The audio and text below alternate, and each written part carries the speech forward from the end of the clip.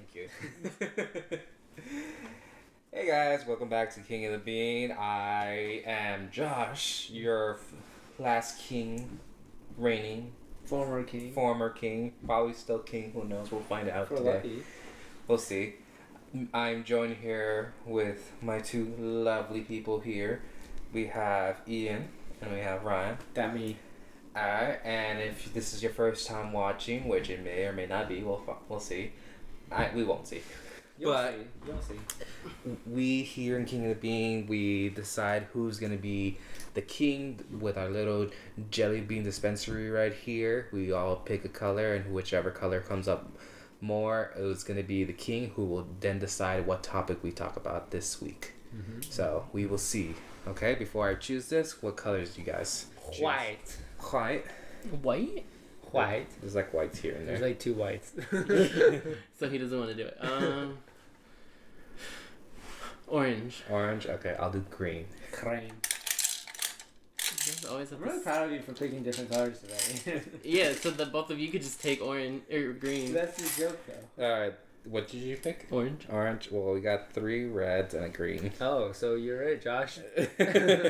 By default. Well, green is a green. Yeah. Why did you only get 4? I turned it twice and that's all I got. So I wasn't getting a lot today either, honestly. Yeah. We gotta show you up. Alright guys, well clearly I have a reign to fulfill. I am going to be the king again. Yes, you are. For one more week. Fair and One square. more time. One more time. Yeah. So this week I want to talk about something that we all deal with in some way or form. Some more living, yeah. Some more than others, and some who are recently are getting help with it. And I want to talk about anxiety and our relationship with anxiety. I talked about a lot of that in the last one. Yeah. But there's more to talk And about. so this kind of continuation and deeper dive. And deeper dive of what we have.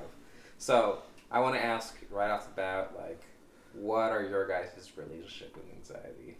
I have realized in retrospect that anxiety has been a huge part of my life for as long as I can remember.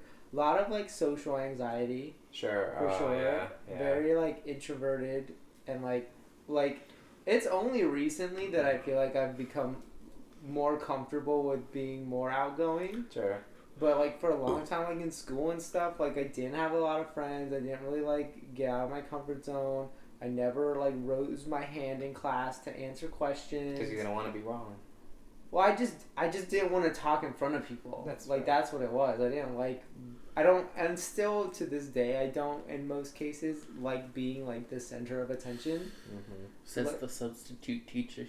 Well, a job's a job. Yeah, I mean, well, and that's the thing is like in most of my jobs, I've had to be in roles where that was what that was, and so like it's something that I've gotten used to through Experience. having to. Like at the museum, like I did field trips, and so like I would have a class of students come, and I would be in charge of that. I would have to give a stage show presentation of something. And you just have to do And it. I would have to. I didn't want to be a demonstrator. I didn't want to do field trips. But one of the managers who like was really supportive of me, she basically made me do it. She's like, "You're in the training, and if you're in the training, you have to do it." And I'm like, "What if I don't?" And she's like, "You don't have an option." She's like, "You're gonna be really good at it." And I'm like, "Be that as it may, I don't want to." Yeah. I'm like, I don't want to be on stage. Like, I could do the smaller demonstrations, like tabletop stuff. That's fine. That's less stressful because it's a few people at a time, and it's more conversational than me being on stage giving a presentation and having to be interactive and stuff. But through having to do that for years, and then being a trainer and having to train people, and like being on center stage and being in shift lead and having to like be in meetings and give talks to staff every day, you know, we had our morning huddles and I had to do the huddles, and like just being in, and then, you know, going into being a substitute teacher where, you know, you're in charge of the class and you're not always, but a lot, most of the time you have to give lessons and stuff like that. And so it's like figuring out what to do right then and there, because I have no idea, and like give the lesson in front of the class, and like all eyes are on you. And just being in those situations, I got more comfortable doing it. Sure, because part of it is the experience, but also B, the desensitization of it all. Desensitization. Yeah, of it all. Yeah, I mean, and I still get anxious. Like, whenever I sub, like, I still, like, there's still some anxiety about it, but, like, because I've done it, and because I know I can do it, I'm like, I'm just going to do it, and this is something that I've learned recently in approaching, like, even, like, in social situations or stuff like that, just being like, what's the worst that can happen? Like, realistically, what is the worst that can happen? And 9 times out of 10, it's not bad at all. Yeah, and it's just like the internal stress of like, oh, like what if people laugh at you, and then or what if you mess up, and it's like, who cares? You mess up, you move on. Yeah. Right. Like it's the ramifications are mostly never severe. That's very true. What were you gonna say? Sorry, I'm sleepy. I always think it's funny when they're like, "What's the worst that can happen?" Or like if you ask a question, the worst they can say is no. Mm-hmm. Because I've had experiences where it's like, yeah, what's the worst they could say? Like no. Mm-hmm. But when I was working my last job, we were working late one night and we had plans to go out and play Pokemon. And so I was like, hey, is it okay if I hop off now? Like, can we continue this tomorrow, or do you need me? And my boss was the type of person to not tell people no. So he said yes. I mean, I wasn't thinking about this at the time. I'm like, he would tell me if he needs me. No.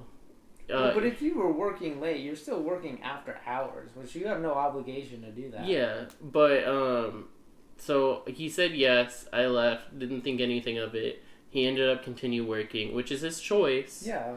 But then, like later that week, I got this email from our CEO, very small company, and he was saying that I abandoned my boss and made him do all this stuff without me, and like how I'm a terrible worker because of that. That's just toxic work. And all this other stuff, and I'm just like, they say the worst that you could say is no, but I feel like being like screamed at, over email was worse. But that's not a reflection of you, though. No, but I mean, because anxiety comes from like the fear of how other people are going to react in the situation. Most right? times, yeah, I would say so.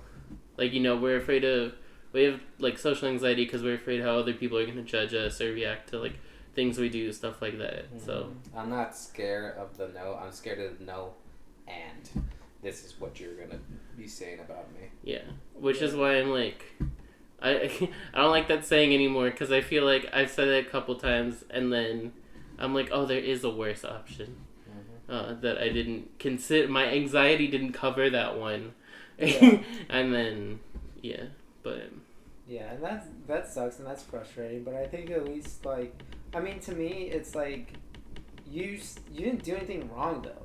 Right? Like, you were all working after hours, which you have no obligation to do.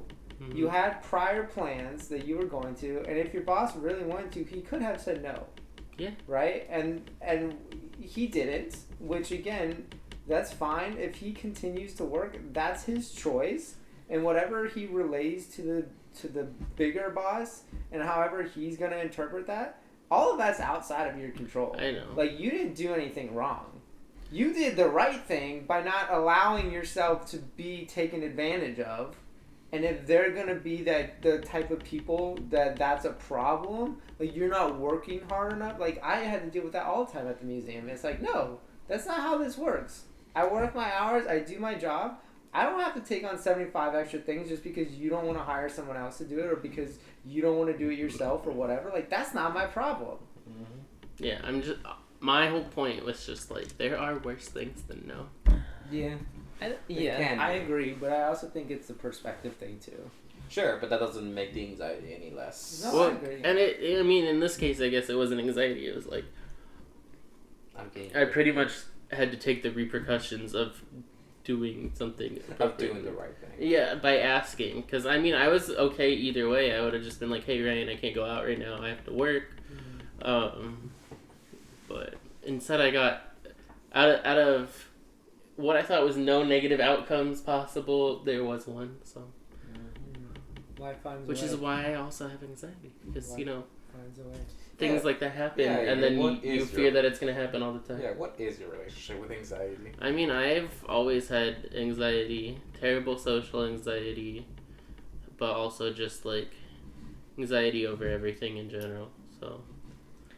I mean, yeah, we could get into life stuff because, see, at least you found a career path relatively early. I have never known what I wanted to do in my life ever. I mean, I still don't know what I want to do, I just know what I'm doing.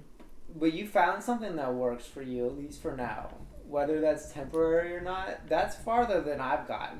I mean, and right now, I feel like I've found a path that would work for me, but... How old are we?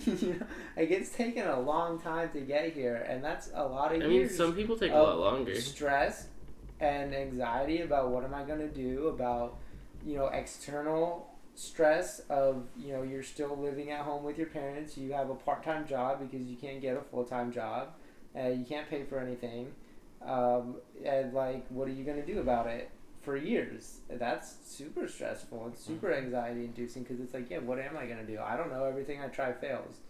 So what do I do now? I don't know. Yeah, I feel that too because like I had an idea that I wanted to be like a therapist, and then I wanted to be specifically like a child psychologist, and then I got into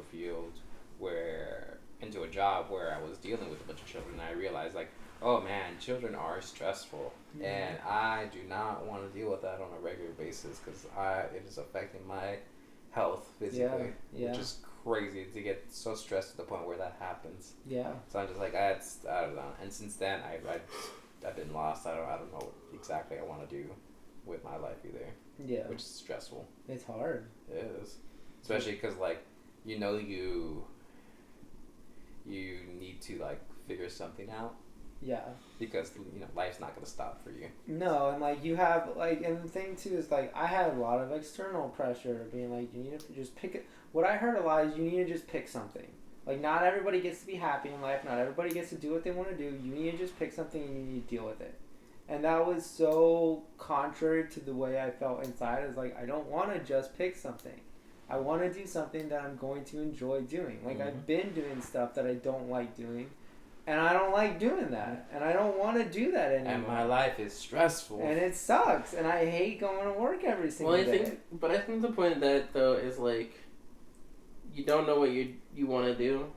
And you're not really doing anything that, fulfills all your needs right now.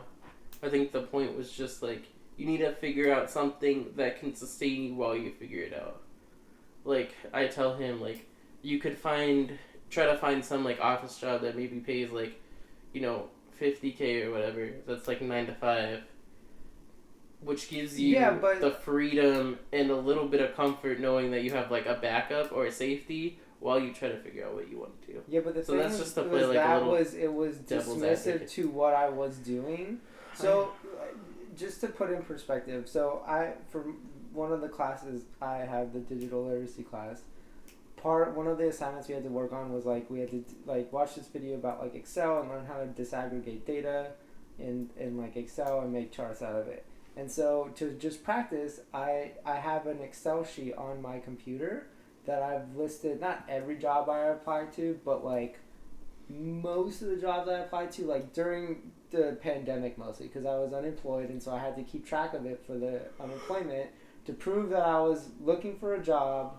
Because, like, that's what you have to do, right? And so there was, like, probably, like, close to 200 jobs I had listed in that year of jobs I applied to. And that wasn't all of them because I didn't put all of them in. I forgot to, like, put it in sometimes or whatever.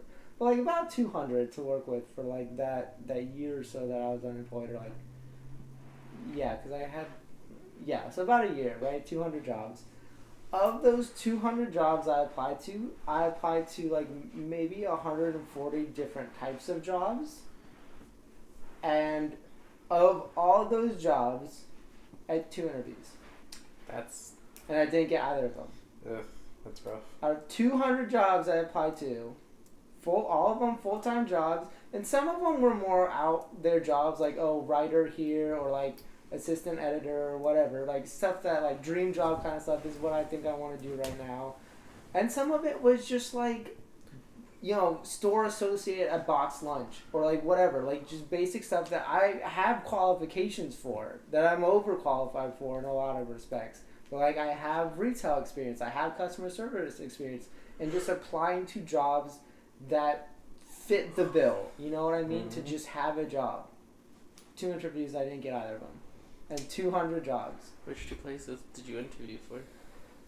One of them, they were both like summer camp stuff. For like camp counselor or like. Was it the next year that you got the Target job? No, the Target job was before either of them. So.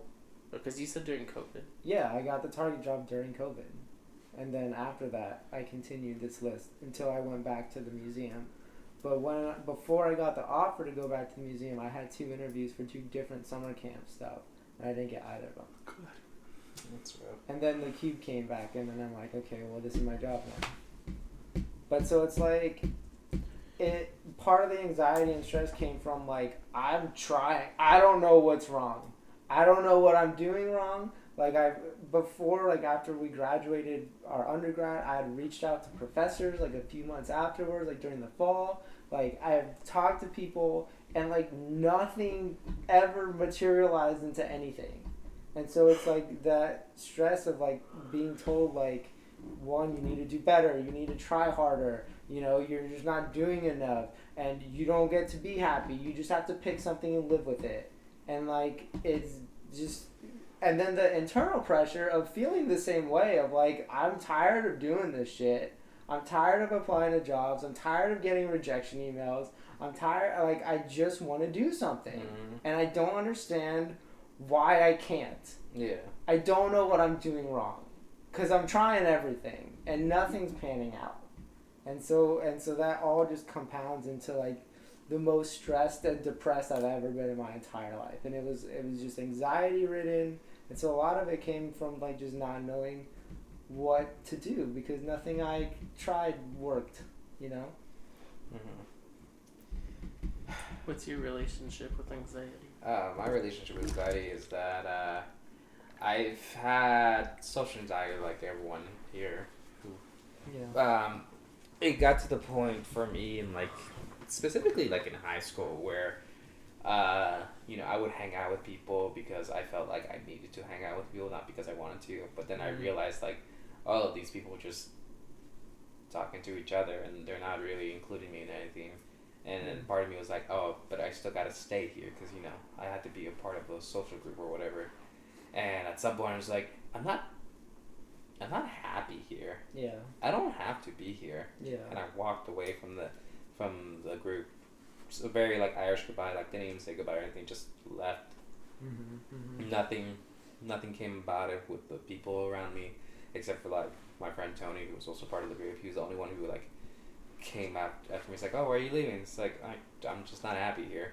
It's like, oh, but I want you there. It's like, okay, that's nice, but we can just hang out, but I don't want to hang out with all these other people who just don't really care about anything. And, you know, high school, so he's like trying to convince me. He's like, oh, no, you do care. It's like, okay, but I don't anymore. Yeah. And that's the end of that. And so I had a lot of anxiety with that, and I still deal with that to the point where I feel like if I care about something, it can get the best of me. So I choose not to care about a lot of things because of that reason. Because if I don't care about the thing, then it can't stress me out, which is not healthy. It is very counterintuitive. Yeah. And it also led me to a whole lifestyle of non-motivation to do a lot of stuff. I've been there, yeah.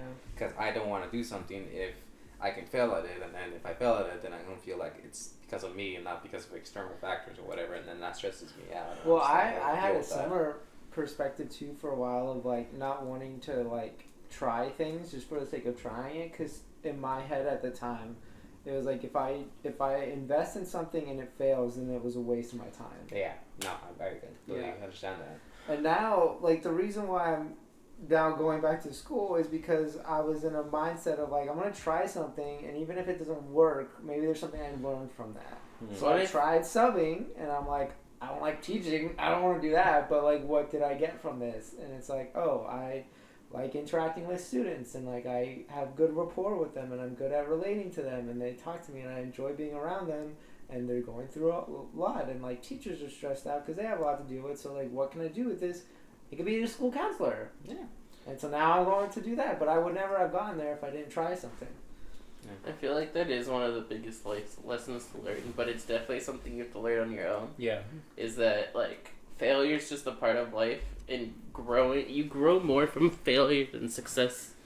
When viewing it as, oh, this didn't work out, so it's a failure and it's a waste of time. It's like, it's not a waste of time. You still got something from it. Like, it didn't go the direction you maybe wanted it to. It's only a failure because you didn't accomplish your goal, but it's not a failure in the sense that all of it was just Pointless. Yeah, worthless. Yeah. But you gotta be not afraid to try. Yeah. Which is so hard. Oh It my can It be is. very hard. It can be paralyzingly It hard. is. Yeah. It is because that's kind of what I've been dealing with because like I've had extreme anxiety to the point where like it's been affecting my life and trying to prevent me from doing it. Like I said, like wanting to try to look for a new job and whatever. That's like I don't want to do that because then if I fail, then that's on me or whatever, and that brings anxiety. And I had a conversation with this guy where it finally got to a point where it's like, I should probably go and look out and see if I can go to the doctor and see something about that. Yeah. And I've been on medication from this recording about like a week now, so and that's been interesting as hell. Yeah. Oh yeah. Is it working? Is it doing something? It's doing stuff, and it's really interesting seeing how it works. Yeah. Cause like, I know my stressors that cause me a lot of stress, and they're like, yeah, repetitiveness. And I still deal with these things on a daily basis, but now they're not worrying as much. So like, for example, yesterday we went to the gym, and I feel like this is a very common thing, but you know that feeling when you're like looking out in the distance, you're not really focusing, but then you kind of see a person who's like looking directly back at you, and your instinctual need is to like look away because like, oh shit, no, I wasn't looking at you or whatever. Yeah, obviously. So we went to the gym, and there was a moment where I was like jogging or whatever, and I was like looking in a direction, and I saw a person, and we made eye contact, and in my head I'm like, I don't feel the need to look away. And he looked away out of the stress thing. I'm like, that's so weird. Yeah. I'm perfectly okay with just like, because I know I'm not looking at him. You have the power. Yeah. I know I'm not looking at this person. I just happen to be looking in this direction. Yeah. It's like, this is weird. Yeah. And it was just like a small little detail that made me realize like, oh, I think the meds are working. Yeah. Well, I mean, that would. Oh, do you want to go? Oh, I was just gonna say that also happened to me yesterday, but I did feel the anxiety because my meds are not working as well as his. Yeah. Or I have worse or like different issues that need to be addressed. But there's this guy when we were doing that machine with the flip. Sure. Where It's a butt exercise. It's butt, like upper leg and calf, I think. But because what it is you like lean against this thing and you kick backwards on the machine. Yeah. So you get that full extension, and straight in front of the machine, like a little bit away, but on another machine was this guy, and Is he also doing it, and you just. No, it was a different machine, but yeah, it was like straight ahead. Whereas he wasn't.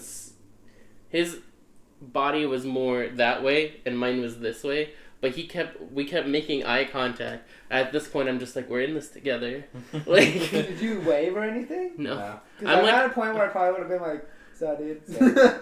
Because I also didn't want to be like, is he actually staring at me? Like, I don't want to. Yeah. Think like that. I'm like, he's probably just looking in this direction. I'm just looking in that direction. We're two ships in the night. But like, at first I was kind of like, don't look like you're looking. But also, he was kind of the easiest thing to focus on. So I was like, so then after like we switched and then I went back in, I was like, that's my buddy. We're doing this together. And then. But yeah, it's been interesting being on medication, being like, this used to stress me out, and I can feel it there, kind of.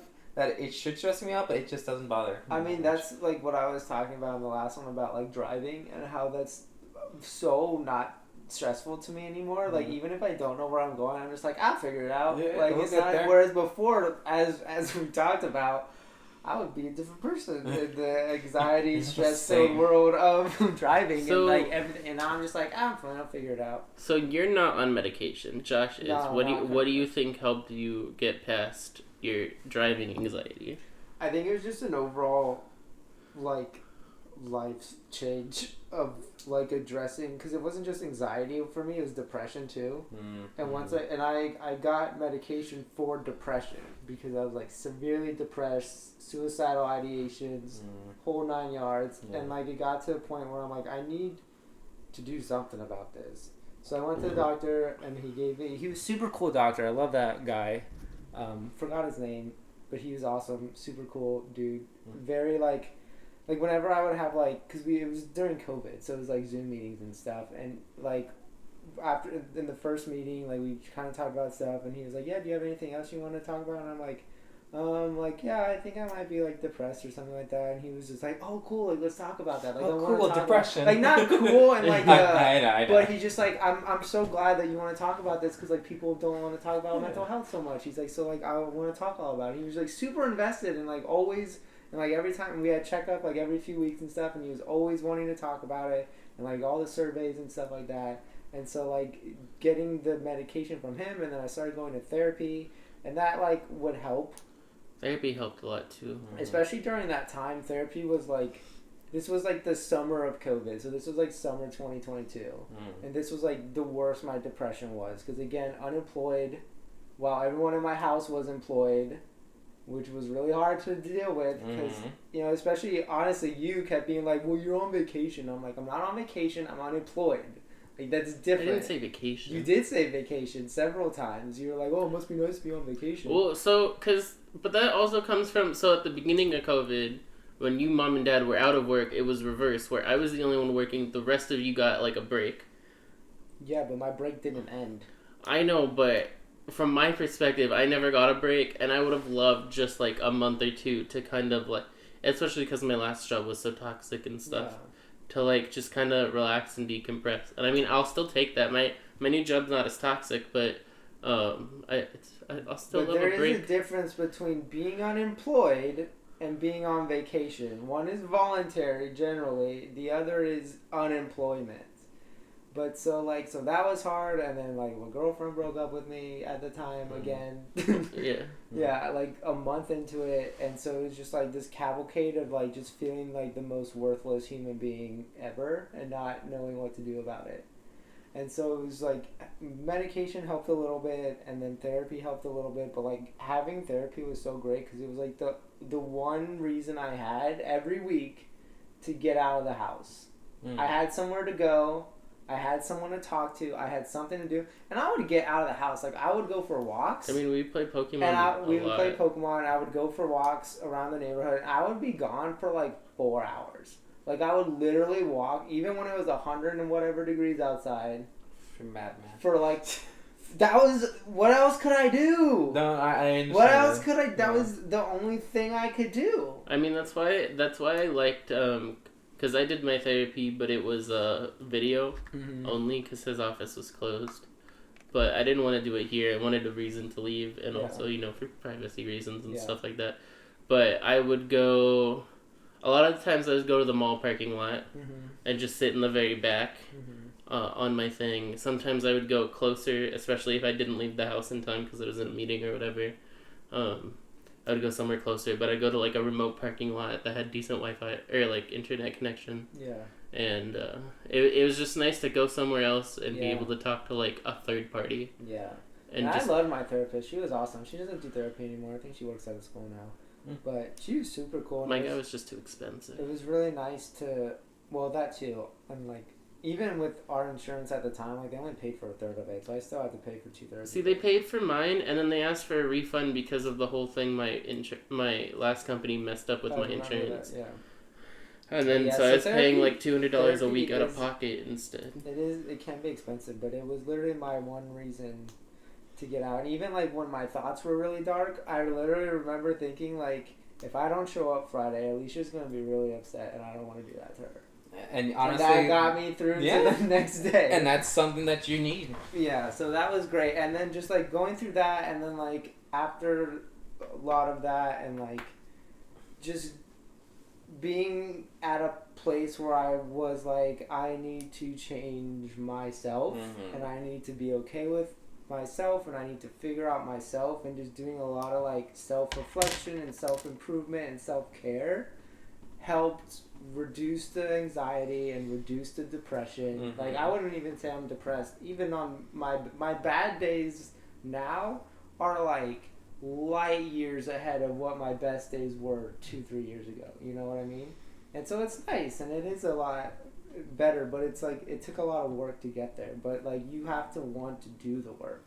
So would you say COVID had a very negative impact on your anxiety and mental health? Yes, 100%.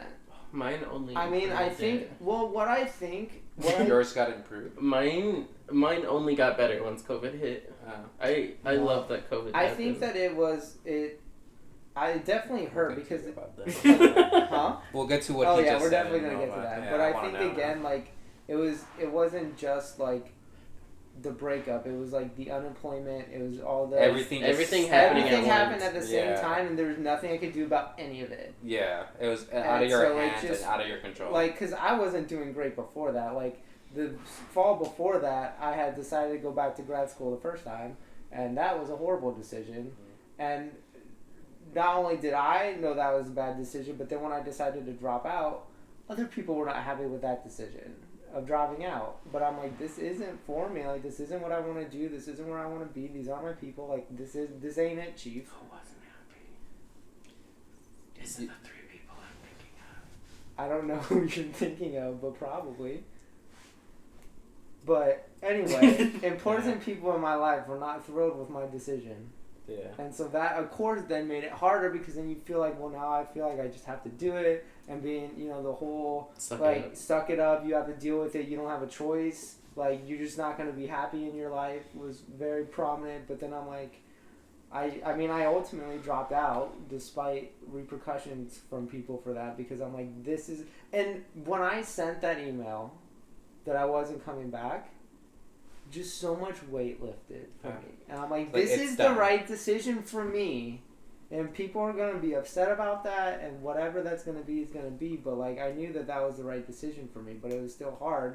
And then it was back to school was always my backup plan, and that didn't work out. So now what do I have? Where do I go from here? Because now I have no idea whatsoever. I just want to branch off that you sent that email and, like, a weight had been lifted. I felt the same exact way sending my resignation letter to my last company. Same. When I sent that letter, and I just felt free, and especially empowered, because I did it on my time. Well, first of all, a little bit of backstory. So when I first got my job, I had been unemployed for like 6-7 months after college graduation, and I had all those external factors pointed at me because he had a job. It wasn't full time, but he had a job.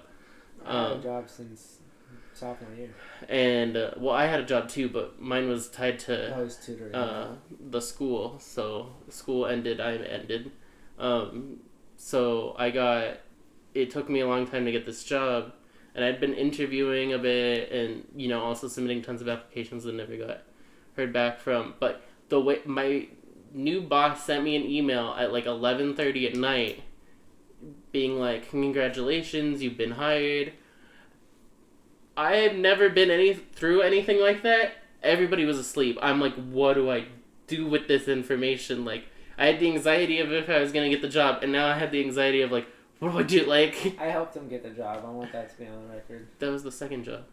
So when I resigned, I didn't really do this on purpose, but I like how poetic it was. Because I think I got the job offer, whatever. We went out to dinner, maybe played some Pokemon or whatever. Got back, I played some games, and then at 11 o'clock, because I was also a little anxious about sending the letter, but at like 11 or a little bit after, I sent him the email. This was Monday. I said, Thursday's my last day. I am coming in the office, because back down in Santa Ana, I was like, I will come drop off my stuff on Thursday. I have 2 more days here, essentially, right? And it might have been a little petty in the long run, but I think I caused my boss like a lot of anxiety so our starting time was 8:30 sharp, and then we worked till 5:30. Right on the dot at 8:30, he called me. Like as soon as that 9 turned into a 0, he called me and he's like, "What's going on?" Blah blah blah blah blah. Well, you suck. And I was just like, "Well, I'm leaving," but yeah, like as soon as I clicked send that email, I mean, I was a little stressed because of how he would react, because I knew a couple people had been leaving over the course of the previous year or so, but I was like, he never handles it very well, so, and he always tells me how grateful I should have been to him for everything, and I'm just like, I felt like a huge weight lifted and then a tiny weight added, like how's he gonna react, but I knew that I did the right thing, and it was so much better for me. And then I had that Friday and the whole next week off, because instead of putting in my 2 weeks, I just gave him a couple days, because I was like, honestly, this is all you deserve, and you're lucky I'm doing that much. I didn't do that when I quit my last one. Well, I mean, I also had stuff that I needed to drop off, and if I didn't want to be the person like, I'm going to come tomorrow, drop off my stuff. He also offered to give me something to send in, but I was like, that's going to prolong things, and I don't want to deal with it. And I didn't want to be like, you have to be in the office tomorrow, because it was during COVID, so nobody was in the office at the time. So I was just like, Thursday I'm going to go in, and then actually on my way back I went on a date with one of the guys from OC. So I kind of planned the whole thing. I was like, I'm going to do Thursday, I'm going to go on a date, I'm going to drop off my stuff, it'll be good. But it was I definitely felt that when I quit my last job. I'm like, that one, I was at for 7 years. Yeah, that's a long time. And it was just I was like, there for 3.5. it was just horrible. Like, and like, I never was treated well. I was there because it was my job. It was part-time because they didn't want to make people full-time. Only a few people, like literally maybe 3 or 4 staff of the whole museum was full-time. He quit after he got full-time. I was full-time for like 6 months. But compared like, to 7 years. But like, yeah, but like that's the thing, right? I was there for 7 years. No, I know. And like it was just getting shit on all the time. Like everything was always my fault. I helped pretty much reopen the freaking place after the pandemic. All I got was shit for everything all the time, and I got to the point where I'm like, I don't need to be here anymore. Like I don't need to do this anymore. All this has done is just been like this prison I've been in for the last 7 years. And, like, I don't know what's next. I mean, I had an idea because I had interviewed at a different museum. And I had gotten accepted, but it took time. It was a city job to, like, do all the paperwork. So, I knew I had another job coming eventually. But I'm like, I don't need this anymore. I don't need to be stressed all the time. Like, there was one day where my boss was just, like, yelling at me for, like, nothing. And I was like this close to just quitting on the spot. Like I literally had to walk out of the museum and like there's a park and I like walked over to the park and I'm like, I don't know if I'm going back. I might just get in my car and just freaking leave. Like, cause it was just ridiculous the way she treated me. And it was so unfair and so unjustified. And it's not like that was new. It had been like that. And I'm like, I don't need this anymore. So yeah, it was a full-time job. But, like, for what?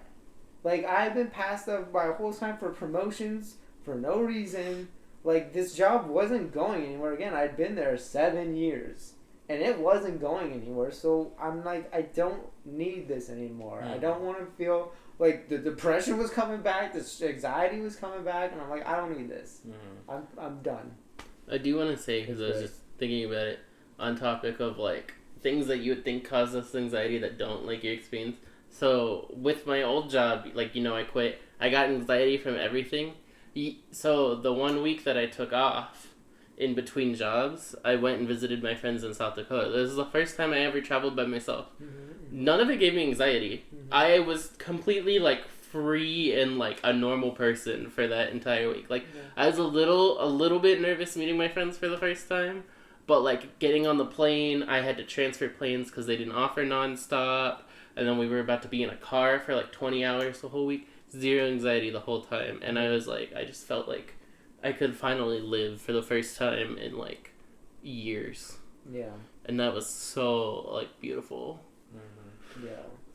On the topic of like jobs that give an anxiety, I've had one job working with kids, and that's the job that I realized like I don't want to work with kids anymore. Yeah, you That got a was- hard job. It is a hard job. So I worked with children with autism specifically, so they need a lot of care and Harder.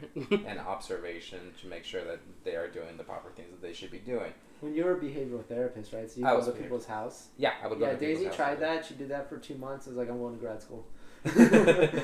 I stayed out for my contract, which is like a year. Mm-hmm. But that was a stressful job as it is, because there's nothing like, the way that I would describe it is like you have a bomb, but it doesn't tell you the time of when it's gonna explode. Yeah. So it can literally blow up whenever for no reason. Anything could be a trigger. I could cut the wrong wire. I could mess up something, and it could just blow up Look at on it. me. That is so Sideways. much anxiety. Yeah. It is so. It was such It's a. Because hard. at least with like a bomb, you know when it's a build up to when it's gonna go off, right? But you constantly feel like it's gonna go off. Yeah, and you never know.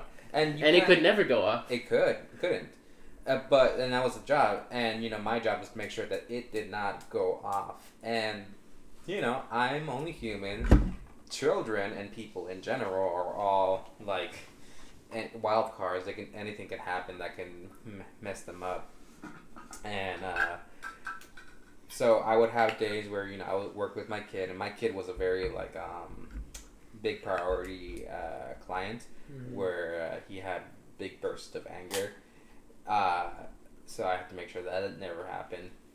And that kind of became my priority most of the time. I had other things that I needed to work with the kids, but I would go to school with this kid, and I would just make sure that he would not blow up. And that was my biggest thing. Like, I can't have him blow up. He blew up once, and it came out of nowhere. Yeah. Like, I had been working with this kid for maybe like 4 or 5 months now, so Anyway, it's a little, it's fine. Okay. But I've been working with this kid for like 4 or 5 months, so I got pretty adjusted to this kid. So I like knew like his little things that would cause him to like blow up if it happened. But we were just in the middle of a lesson. He was like learning, I forget what he was learning, but out of nowhere, I was just like looking at him, and he just blew up and just went berserk. I'm just like, what is going on? And luckily for me, it was just it was a small class. It was like a special needs class, so there was so there's like 10. no. Lucky for me, it was even smaller than that. Oh, it was wow. literally only one other special needs kid, and there was like a different groups. I don't think they were special needs kids, but there was like 3 kids who were like learning stuff with another that's teacher. small. So it was extremely small, which was great because when he blew up, I'm like, everyone get the fuck out. Yeah. And so we closed the door, and we obviously the locks are from the inside, so we're like holding doors, and it's like, you grab this door. It was a guy, thankfully, and my kid, he's a unit. He's a tank. That kid has the strength of like 5 oxes, I swear. And so I told him, like, you grab this door, you make sure he doesn't get out of this, or I'll grab that door. And he would just like start trying to open the door, slamming it. Yeah. Stressful. you essentially just lock a kid in a room. And that's what we're supposed to do. Oh, really? With cases of kids who have very big explosive episodes, the idea is you have to wait it out, essentially. You try your best to calm it down, but if you know for a fact that whatever you say is not going to be able to calm them down, you're just going to have to let them go through their emotions. And that's literally what they tell us to do. Yeah, they have to go through emotions. If they break shit, we're just going to have to write that down in our stuff so that we can pay back the school for that stuff. But that's... Are they responsible? Your company was responsible for any damages? I think so. That's what they told us, to write stuff down and they'll figure it out. Oh, I'm surprised it's not like the parents are... I'm sure the parents have something to do with that. I don't know what the contract is when applying your kids. Were you contracted by the school or by the families? I was contracted by my company, But which my company would go to schools and families, depending on which ones. We had certain schools that we would be associated with, and then just But families. do you know, did the schools pay for it, or were the families paying for it? The family. I'm pretty sure the family was. That's what it sounds like too. Yeah. But yeah, so that's literally what we just had to do, just keep the kid in bounds. And that was stressful. I broke down. It's bothering me. I broke down crying afterwards Yeah. that he was done, because it was just a lot of stress. And finally, when I was finally able to relax, it just lulled that out. I'm like, Oh my god, what the fuck? That's scary. I've been in some like special needs classrooms, and like I was in one like mod to severe classroom, and like the kids were like pretty chill, honestly, like very handsy. A lot of them were nonverbal, and like it's hard being in any kind of special needs room whatsoever. They require a lot of attention. It's a lot. I'm like, all you're all saints. Like anyone who chooses to work, like, cause it's hard. Like the kids are so sweet, like 90% of the time. Oh yeah. And like they're wonderful. They're wonderful, but like yeah, it's hard, and there's a lot, and it's constant. Well, do you remember when? So this was in my 6th grade class. One of the kids blew up in the middle of class. This was a regular class. He had a temper, but he never blew up like this before. And so what happened is like the teacher asked him something. He just started screaming like she was trying to like de-escalate the situation. Then he pulled out a pair of scissors and was threatening her with scissors. And it was like an event. Give me the initials.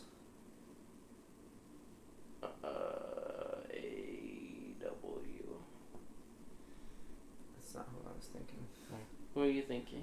KG. Who? Oh, he was in my class. Never mind. He was in your class. Yeah. This is somebody who was in my class. I don't remember. He's short.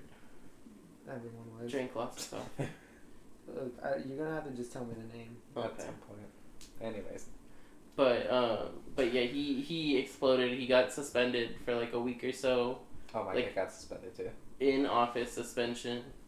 So he had to go like sit in the principal's office every. My client, my kid that I like to say, sweetest kid when he wasn't having a meltdown. When he was having a meltdown, he's had, I think when I was with him, he had 4 meltdowns. And the first one, the very first time was the one that I got shocked into, and I'm like, because they teach you what you're supposed to do. Yeah. But that's all in theory until it actually happens in practice. And when in practice, I froze up because it's my first time. Like, oh my god, this is actually happening. What is going on? Yeah. So that was a learning experience. Second time was the whole situation with the locking him in the room or whatever. And then the other 2 times I remember just looking at him and I'm like, oh, I know he's about to blow right now. So I like led all the people. It's like, I told the teachers, like, get everyone outside. It's not going to be a good time. Because I knew exactly what his trigger was going to be. And sure enough, he blew up. And I'm just like... What was his trigger? He doesn't like it when things aren't fair in his head.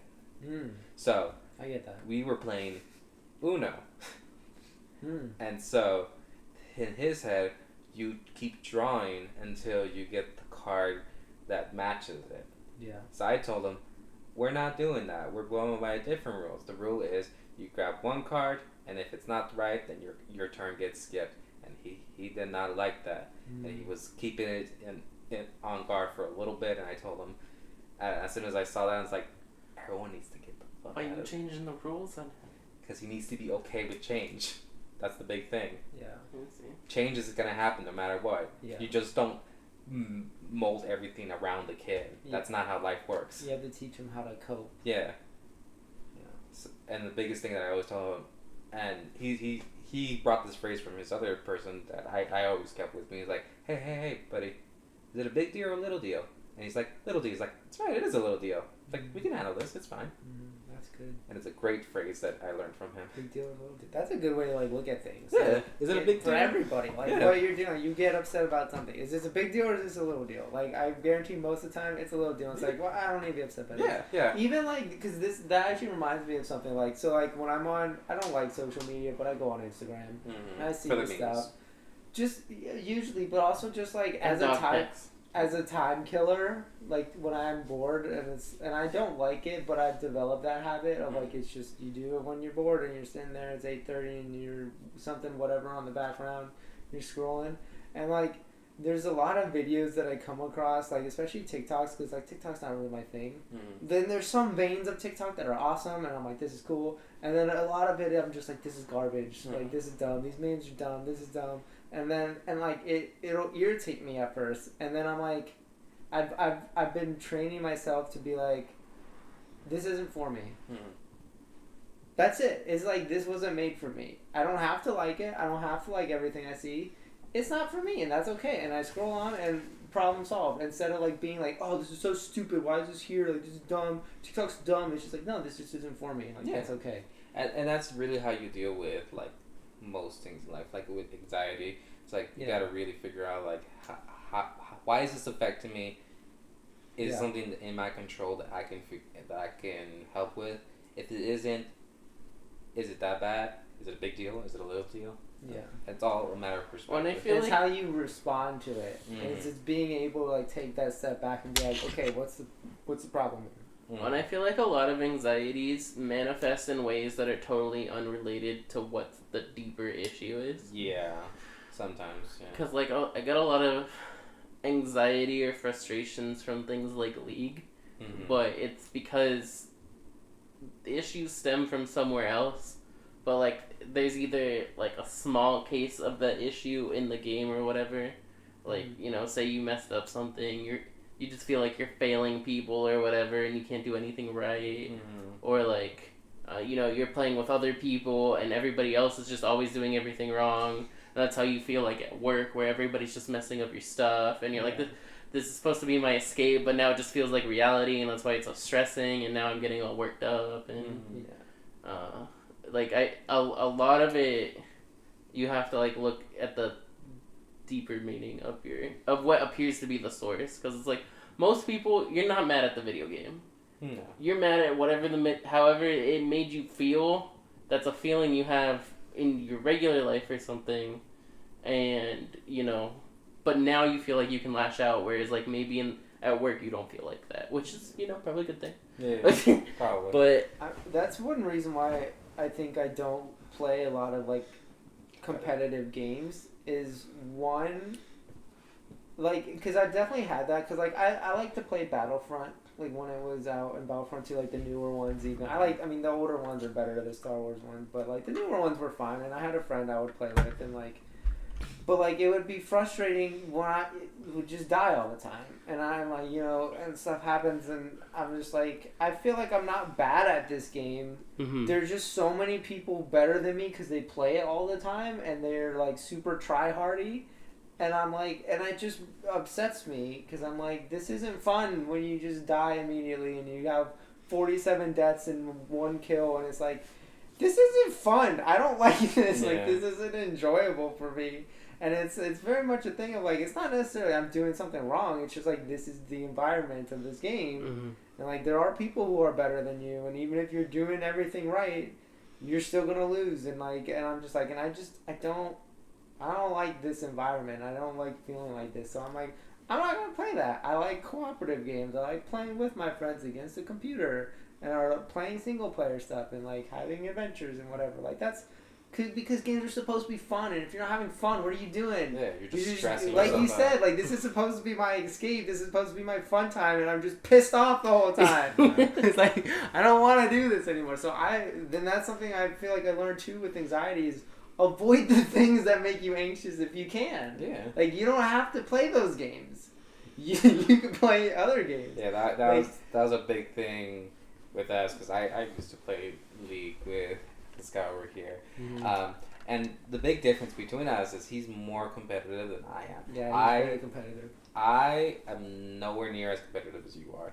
And the difference is like night and day, to the point where like it stresses me out playing with him, because in my head he's like, why aren't you doing this? Why aren't you doing that? Like, you could be doing so much better. I know you can. It's like, I just want to play the game, and I messed up. It happens. God. Well, no, I was definitely on the other side of that, because when I would play with my friend, like Battlefront and stuff, I would get like mad sometimes, and I know that that's not fun for somebody to play with somebody who's upset all the time. Yeah. And it's like, it's just a game, man. It's like, yeah, but I jumped and I shot the person and it didn't, and I still died. I don't know why. Why was his cooldowns down? It shouldn't have been down. This guy's freaking cheating. And it's just like, I will say, it's just a game. I hate that phrase. Yes and no. I mean, so in the competitive realm, I get that it's different, because like rankings can matter, and like it's not just a game necessarily. Like, it can have impact. But at the end of the day, even in a competitive realm, like, are you at a competition in SoFi Stadium to win? No, you're just this is supposed to be fun. I feel like, but I feel like it also comes from a lot of people say it very like condescendingly. Well, that's true. I guess it depends on who and like, so I think it has such a negative connotation. Like in my head, like if you're saying that, you're just it's the equivalent of just being like, calm down. It's not a big deal. Why are you? Yeah. Why do you care? Yeah. And I'm like, you're just dismissing every single one of my feelings and telling me it's invalid. I also think that the competitive gaming community for pretty much every game is very toxic. Yeah. And people are just assholes because they can be, apparently. And that's another reason why I'm like, I just don't want to be around these people. And I don't have to be. Yeah, I don't. And again, like, if it's stressing you out, just don't do it. You don't have to. You don't have to go to this place. You don't have to play this game. You don't have to work at this job. The amount of times that I've told Ian, I don't want to do something, and he asks me why, it's like, because I don't want to. And sometimes that doesn't fly with him. So like, but why? It's like, because I don't want to. And why don't you want to? Because it stresses me out. Yeah. That's a valid why. Yeah. Like, because I don't want to play. Yeah. Because I don't want to do this right now. And I think that that's a huge key to like helping manage anxieties is like understanding what is making you anxious and like avoiding it if you can. You know, and there are some situations you can't avoid. Like maybe you can't necessarily just leave your job, and it's like, how am I gonna navigate this? Like at the museum for a long time, I would just like, I know my boss is gonna do whatever, and like that's gonna be fine. I'm just gonna deal with it, and I'm gonna do what I'm gonna do, and like just get through it. But that, you know, you only have a threshold. There's a threshold, and then at a certain point, you gotta be like, is this worth it? Yeah, I mean, it's like, well, I was talking to one of my coworkers who's kind of newer, and he's saying that there's meetings with a specific boss that like he feels like he kind of always gets like reamed on, like he can't do anything right, and he's like, I've never had a job before, or at least that I can remember, and he's like about our age, that like he felt anxious going to work every day because of meetings with that one person. It's terrible. I was like, oh god, I know that from my last job. Like every time I'd be pulled into a specific meeting, it's like, what did I do wrong this time? Yeah. But what sucks for him is like the whole system of his position and everything around it just kind of hasn't been working well the whole time he's been here.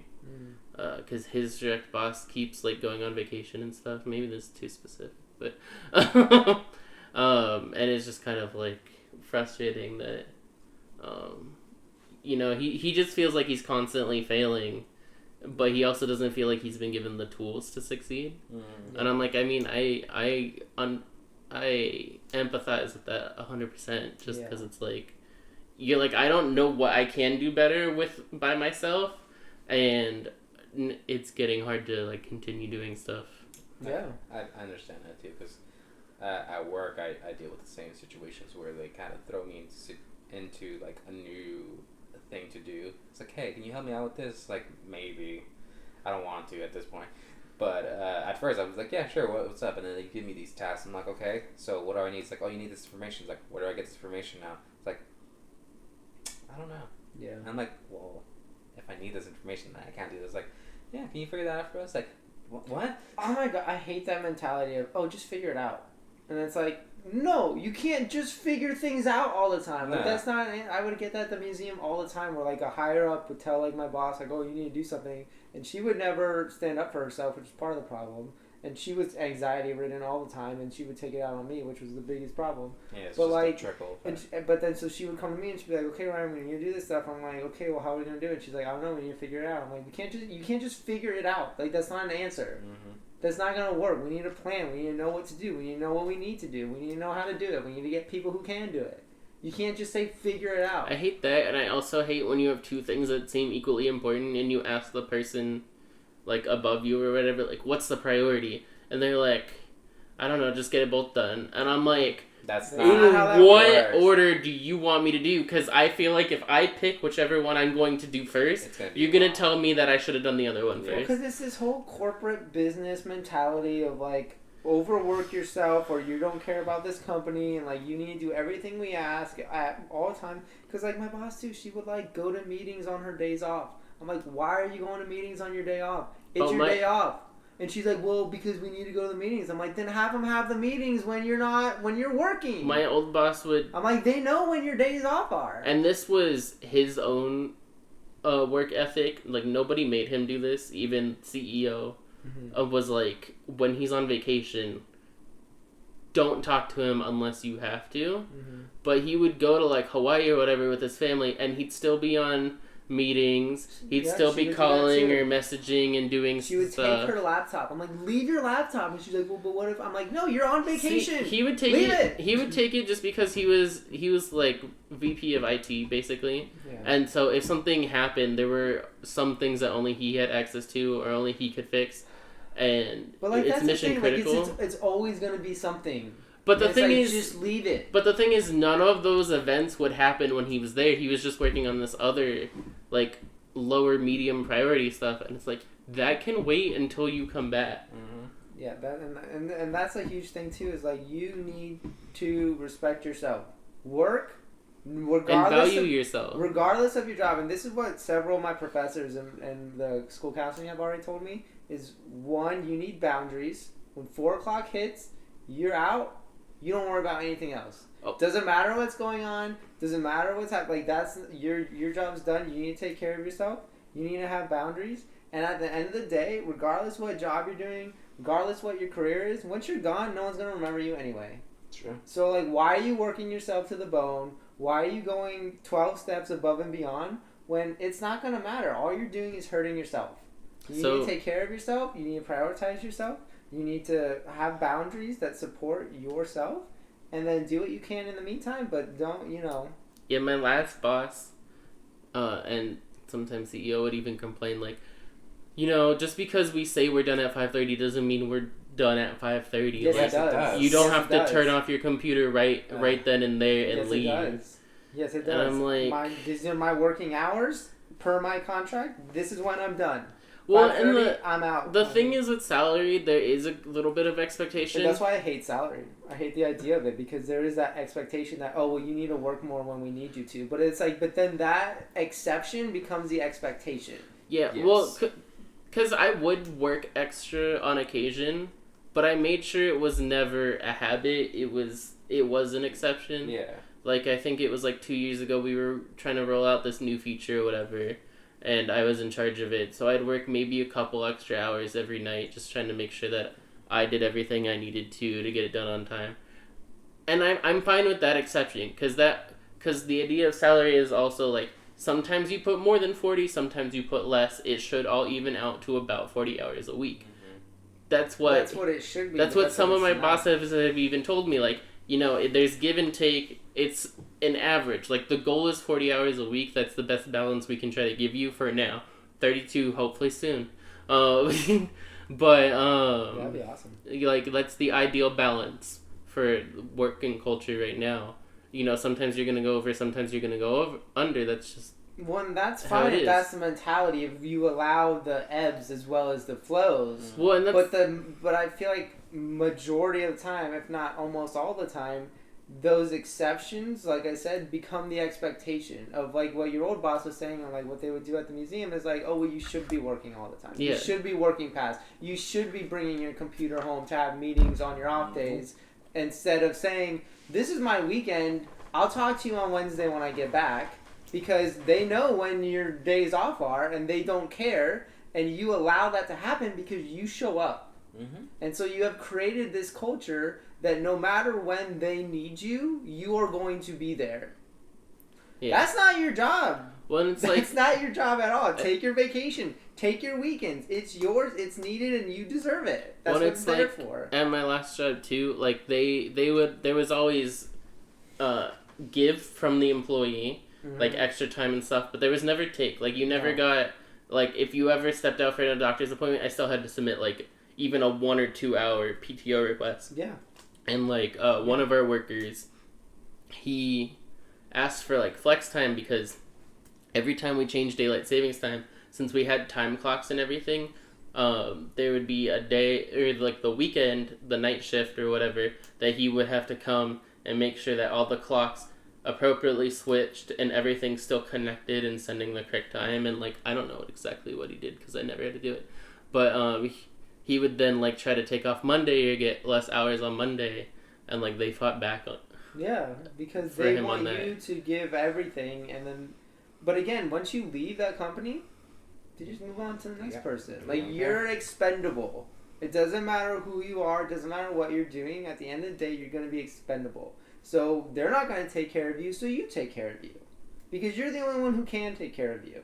And if you're not taking care of you, then no one's taking care of you. Is that healthy? No. No, it's not. And So that's how we get anxiety, folks. So you take care of you because no one else is going to. And that's important. Set your boundaries. Do the best job you can. But, you know, and obviously there are times where maybe you have to do a little bit more. That's reasonable. You know, but do not let that become the expectation. Because that's how you get stepped over. That's how you give yourself more anxiety. Well, again, that's what happened to my boss at the museum. Is she let them step all over her. She took her laptop home with her. Was on meetings on the weekends. Would take it with her on vacation. She was always just worried about it. And said, "Well, it has to get done." I'm like, "No, it doesn't. It's fine. Take your weekend. It can wait. It's gonna be here when you get back." But she wouldn't take care of herself, so she was stressed out all the time, and she does not handle stress well. And guess who became the sponge for that? Yeah. This guy. This guy. So, I think this is... I want to talk about one more thing, because I think one of the things you wanted to talk about was sources of stress. Yeah, well, we've And been talking about work. I think that's obviously that's big source. A more specific one that or I guess a broader one that I thought of for me is not knowing things. Like the reason why uncertain. Or the unknown. Yeah, and like part of that, like with the driving thing, is like I would be stressed when I didn't know where I was going or hadn't been there before, didn't know how to get there. That was stressful to me because I didn't know. Yeah. And there are situations at work where if like I don't know what to do or I don't have an answer to something and I need to have that answer now, it's like, oh God, I don't know what to do. And it's like and then nobody's helping you, and you're just like, I can't figure it out, and then it all like compounds on itself because you're just like, there's no assistance. No, that is the most annoying thing too, because at my job too, since I work at a Japanese company, all my coworkers for the most part speak Japanese as their first language and English as a second language.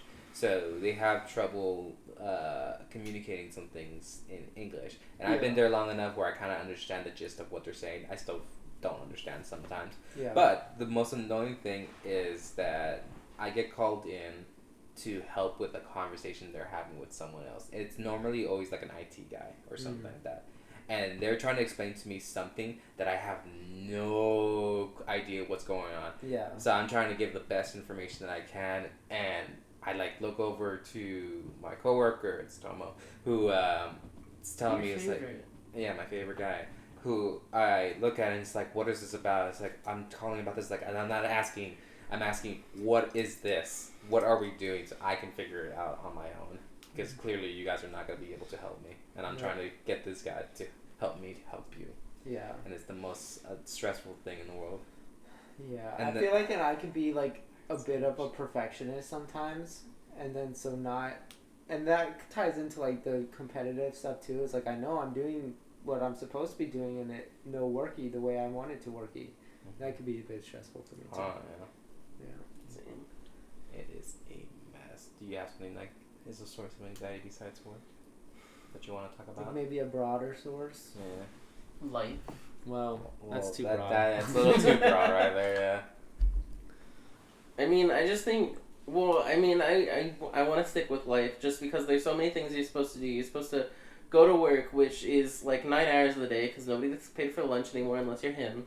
You get paid for lunch? I do. What? Yeah. I've never been paid for lunch. You know, and that also includes your commute, which for a lot of my coworkers is like 1 to 2 hours one way. Ridiculous. That's how it was at the museum. It's ridiculous. Because traffic. Yeah, it's stupid, and that's why I don't go to the observatory anymore because it's like 4-hour shifts and it takes an hour and a half to get there. You're supposed to have hobbies. You're supposed to sleep 8 hours a day. You're supposed to get exercise. You're supposed to eat healthy. You're supposed to socialize, and you're supposed to also have me time. Yeah. Well, I think the biggest problem is like what you had touched on earlier is the 40-hour work week. Yeah. And that's why there's a lot of research coming up, and even people, like certain companies have started implementing a 4-day work week. Which would Because be then so you get nice. a whole extra day. Because it's like a day to rest, a day to like do chores and errands and stuff, and a day to do whatever you want to do. Yeah, I mean, I saw this like meme or tweet or whatever recently that was like these 2-day weekends starting to feel like recess. Like, I mean, yeah, because like they're over so fast, Friday and I hits, don't feel like Monday's anything here happened. already. Yeah. And all of a sudden I'm working again, and I'm like, hold up. It just, Like, I understand the 40-hour work week is an improvement on past working structures, but like we need to revolutionize it even further because yeah. we be exhausted Well, and we still can't afford shit. Dude, you make more money. Which is another anxiety source is money. Trust me, yeah. Money. As the person who barely had a full-time job in his life, yeah, no, I get it. Yeah, I have no money. Yeah, but the thing is, like, I make decent money, I still can't afford anything. Like, Well, you also live in an expensive area, though. yeah, but like, I still. No, I mean, I get it. But I should be able to. If you work somewhere, you should be able to afford to live there. I agree. Is my 100% strong belief. Well, yeah, but companies have to make as much money as they could possibly make, so you don't matter. Because again, like I said, you're expendable. Sadly. That's how life is. That's why you gotta take care of yourself the best you can because your I mean, and again, I know that there are some companies, especially smaller companies, that maybe treat their employees well and like are doing their best, and that's great. But that's by far the exception and not the norm. Your company probably doesn't care about you, and if you leave that company, they're gonna keep rolling. So you gotta take care of yourself. What are your biggest sources? My biggest sources. Myself, honestly. In like what sense? I'm my own worst critic. You know, You like that lit song? You're your own worst enemy. Yeah. What song? Lit.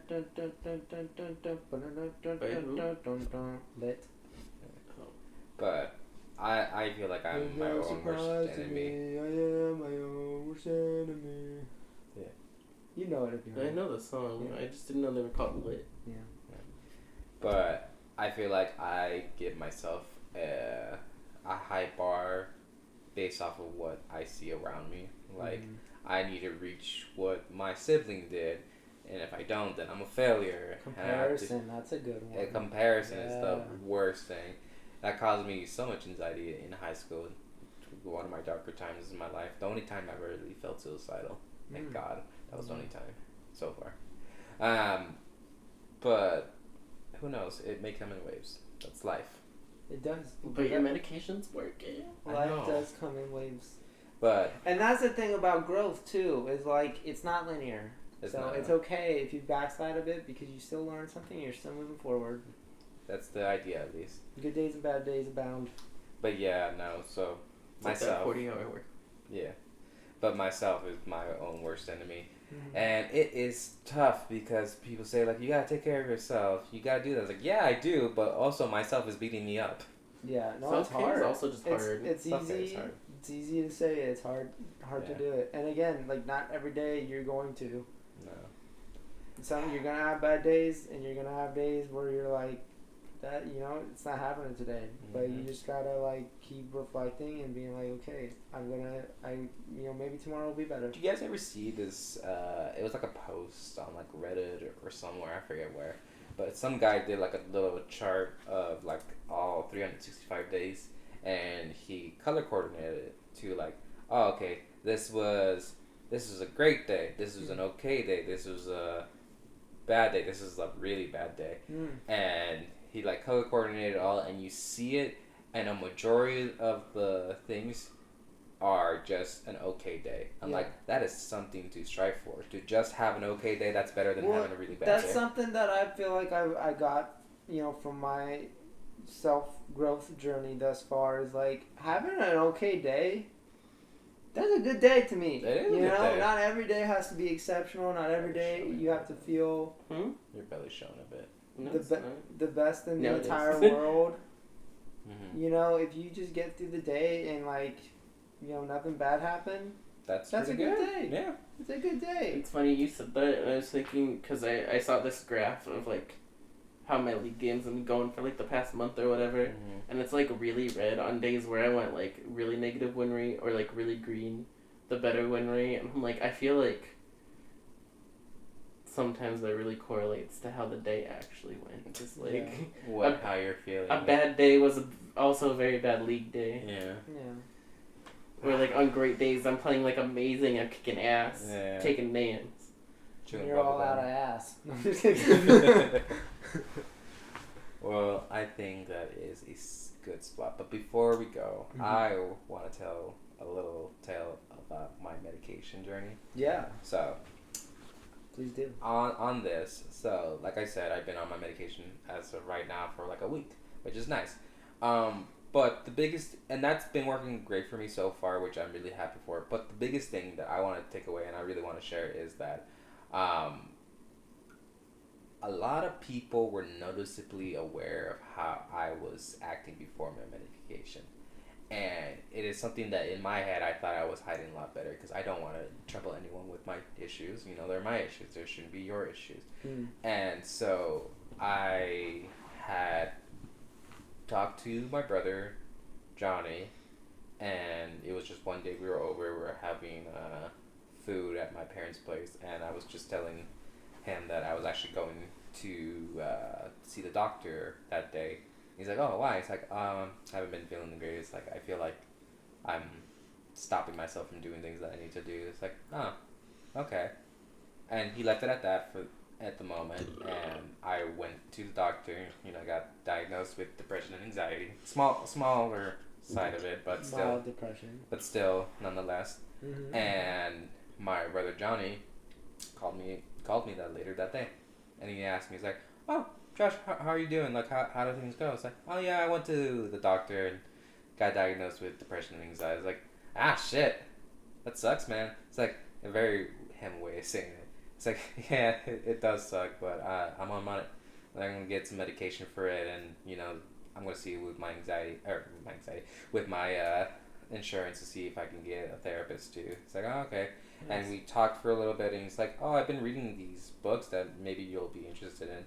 It's like how to like live a happier life essentially, and he recommended me these 2 books and he sent them to me, and that was, you know, crazy to think about because I'm blessed to say that I have a really good support system, both with friends and family. Like I don't, not that I don't appreciate it, but I don't acknowledge the fact that I do have a great support system that I do. And that really showed me, and it just continues showing too, because I had talked to my brother Art about my anxiety and depression. He's like, oh, I didn't know you were going through this. Like, well, I wasn't trying to show you, so that makes sense. It's like, do I need to check up on you more often? And I told him in the message, I was like, I want to say no because I don't want to bother you, but I would really appreciate that. And my brother's response was like, Josh, you never bother. And it fucking broke me. It broke me emotionally, and I cried. I was like...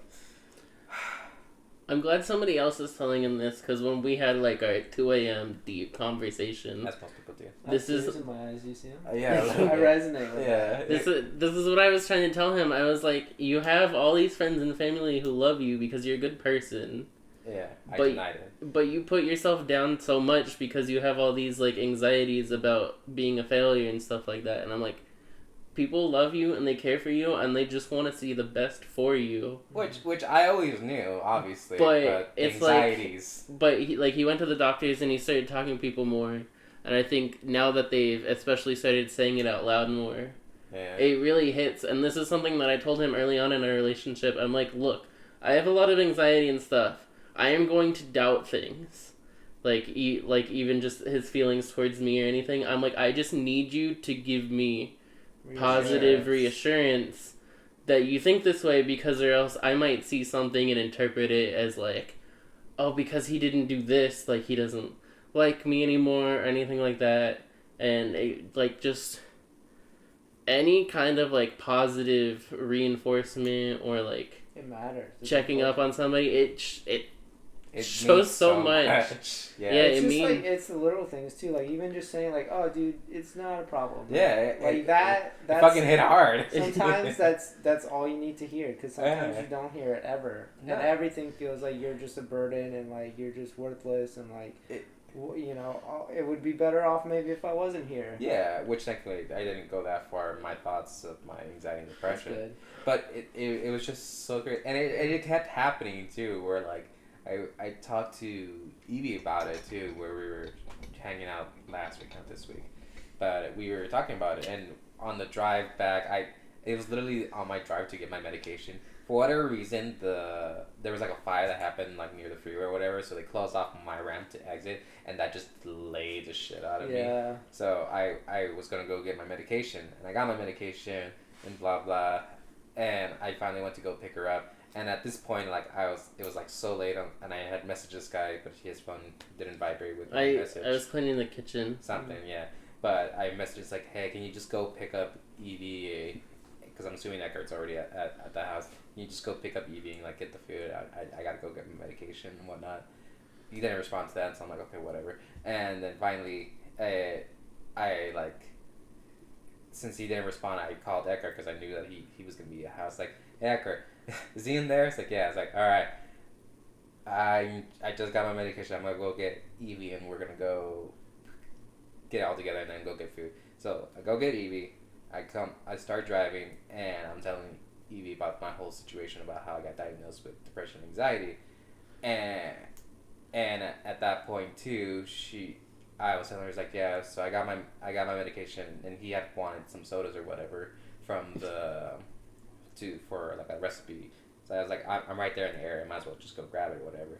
And he's like, why didn't he just do it? It's like, why couldn't he do it? It's like, well, I was in the area. It's like, yeah, but you're clearly not feeling right now. It's like, you can say no, like that's perfectly fine, Josh. It's like, no, I was like right there. It's like, Josh, you need to care about yourself. And that fucking broke me, because that's what I've been constantly hearing for the last couple of days. Everyone fucking telling me the same thing over and over again. It's like, you gotta care about yourself and what you are dealing with. Mm-hmm, and it broke me. And then I had Yeah, because this is what I had been telling. yeah, but now everyone is telling No, me. I know. Now every source is telling me. It's like, oh, no, it's just not one person. And like I had like a whole get together with just her the other day, and she's like, I just wanted to check up on you because like last week you weren't feeling well, which I appreciate it.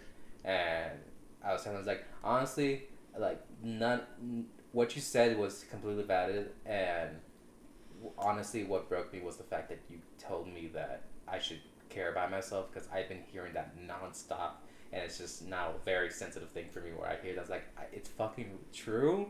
Mm-hmm. I don't want to hear it because, you know, my anxiety is telling me like that's not true, but I know that's true.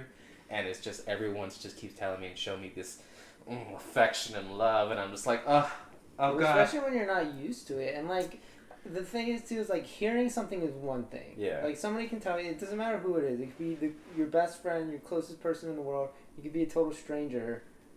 It could be the same source, you know. Mm-hmm. If you're not at a place where you can accept that and that resonates within you, like then that's just what it's gonna be. But like I feel like you have to get to a point where like you feel that too. Like, yeah, I do deserve it. Yeah. Yeah, I am worth it. Yeah, I do matter. And that could be a really hard road to get to. Oh yeah, and I don't think I'm like 100% there, but you know, it's all a journey, whatever. It's all a journey. Yeah. But like these first things, I'm just like, oh my god, I am not hiding my depression. Well, Well, and that was the hard thing, is like I could see that he was struggling, and like telling him like, you need to focus on yourself, because he spent so much time taking care of his friends and the people he loves. Yeah. And I'm like, but you need to take care of yourself. Yeah. It's easier to But- take care of someone to forget your problems. Well, yeah. And I was like, I don't know how to help you see that, but I'm glad that, like, you know, getting you to go to the doctor and supporting you through that no, it got you on the path to where now all these other people said it, and you're like, no, damn right, I need to do this. Like, and also, for the record, I only asked him to get the soda because he was going to CVS to pick up a prescription, so I just figured he'd get the soda there. but he went to Ralph's to get the soda. So he Yeah, did a it's little. right next door. It is next door, but he did a little extra work, and the only reason I asked him is because he was going to a place that would have what I wanted. I know. I said that. Like for the record, Evie, I'm not asking him to do anything too extra. It's not. It's not that too. And I said it was a convenience thing, and that's kind of what I was going with. That she was annoyed with. Like you just say no, whatever. I was like, it's not that big of a deal because right next door. It's like no. You need to think about yourself, and that's what got me. I'm like, fuck. Yeah. But that really. In the grand scheme of things, yes, it doesn't matter because it's right there. No, I know. It's convenient. I get it, but it just hit different. It does relate back to our last topic though I about. just don't want to make it sound like I asked you to do things all the time that put you out of your convenience. No, you're not that bad guy. It was just a situation. Yeah, just want. I'm really losing what I was gonna say. Sorry. Dang. Oh, sorry.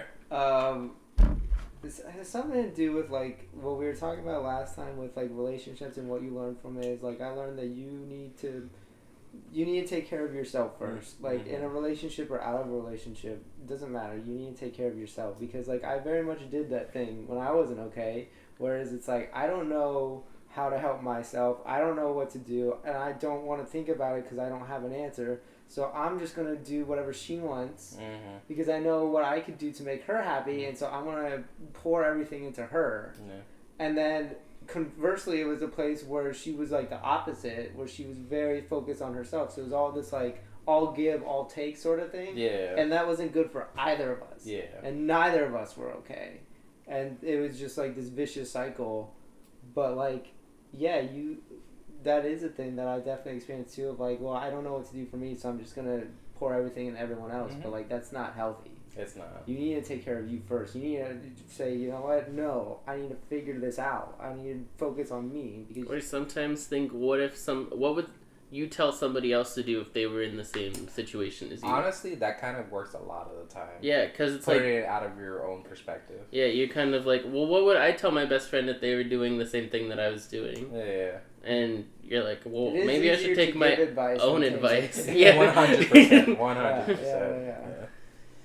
But anyways, I just wanted to get that last bit out there because I think on the topic of anxiety that we all deal with anxiety in one way or shape or form. And some are worse than others, and some people can manage it better. That doesn't mean that you're any less of a person. You are dealing with your own emotions, and that is your own personal journey. Do not feel afraid to seek for help. You may realize that you have a better support group than you actually think. And even if you know you have a better support group, no one's a mind reader. Yeah. You have to be able to take that first step and ask for help or acknowledge the fact that I am not okay, and that's okay. There are people around me who are going to want to help me because, they are your support group, they are your friends, they are your family. And it's okay to accept help because life is too difficult to do it alone. So. And it's also okay to ask for help. Yeah. You don't need to be an island. No. We're a garden and we're all... Nobody is an army of one. No. But yeah, that's the final thought for this episode. So It's a good final thought. thank you for watching, and please like, comment, and subscribe. All the stuff. Support in it. We're all in this together. The friendship triangle. Yeah. But friendship triangle. but yes, please like, comment, and subscribe. Tell us some of your experience if you feel okay sharing your experiences, and I hope that this reaches someone who needs to hear it because it's a lot. It is. It's It's be hard. scary, but please look out for yourself because You matter. you matter, and someone out there really needs to hear that right now. So thank you for watching. See you next time. Bye. Hey.